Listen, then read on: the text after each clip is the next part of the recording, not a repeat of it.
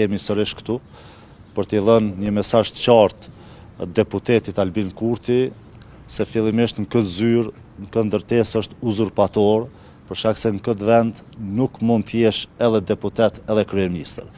Prandaj çdo ditë, çdo vendim që e merr në këtë ndërtesë është i paligjshëm dhe sigurisht që do të trajtohet në organet e drejtësisë kurdo që të vjen mundësia për t'i trajtuar këto vendime, të cilat po vazhdon me i marr pa pas drejt të ushtroj rolin e kryeministrit.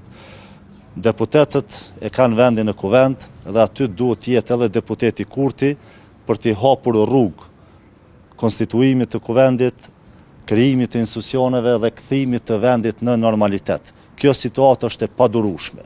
Shteti nuk mund të mbetet peng i asnjë politikani.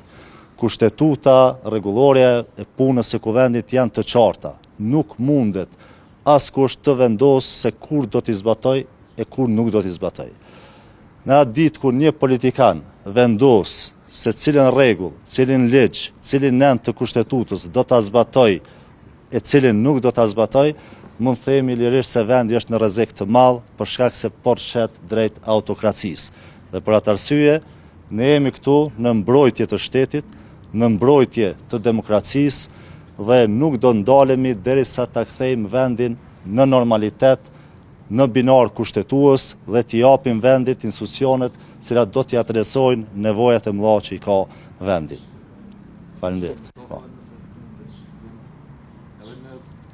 Legislaturët e kaluar një prej problemeve kryesore ka qenë përkurësuesi i kuvendit. Do marr parasysh që nga mosha i takon lëvizjes dhe vendosja, kemi tentuar herë si parti politike që me këshyr këtë aspekt që me zgjedh një kandidat për deputet i cili do ta udhëheqte seancën. Do marr parasysh në shtatë pak prej deklaratave të një eksponentët më të lartë, ish eksponentët të lëvizjes dhe vendosjes parlamentit, i cili tha që në kohën kur PDK e kishte zonën Flora Brovina, po e kanë pasi zgjidhja Demi Kollosin që ta merrnin pa udhëheqjen e seancës.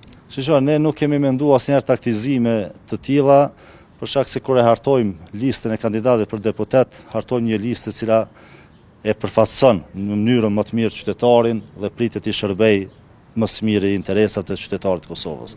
Taktizime të tilla bën ata që kanë mentalitet dhe plan për të bllokuar institucionet, dhe kur jemi te kjo pikë duhet pasur parasysh që Albin Kurti po abuzon me Avni Deharin. Ati i ka rastis mosha të jetë kryesuesi i seancës, ai nuk është i zgjedhur në atë pozitë dhe përgjegjësitë e tij janë vetëm teknike, të thras mbledhjen e kuvendit dhe të udhëheq të kryesarit të mbledhjes derisa të zgjedhen trupat udhëheqëse të kuvendit.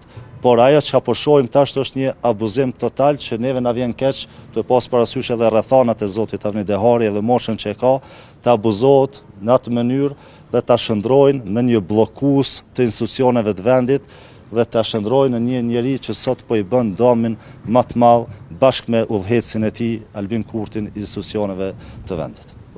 Dje keni dërguar një letër zotit Dehari për të thirrur për seancën, a keni pranuar ndonjë përgjigje nga ai? Po ashtu ftesa ka qenë edhe për partitë të tjera, në këtë rast edhe për PDK-n edhe partitë minoritare, a keni pranuar do thotë edhe përgjigje nga këto parti? Po, dje kemi dërguar letrën e radhës, ftesën e radhës për ta organizuar mbledhjen konstituive, për ta vazhduar mbledhjen konstituive të kuvendit dhe sigurisht që ne jemi këtu dhe do të jemi tash në kuvend në pritje të vazhdimit të kësaj mbledhje.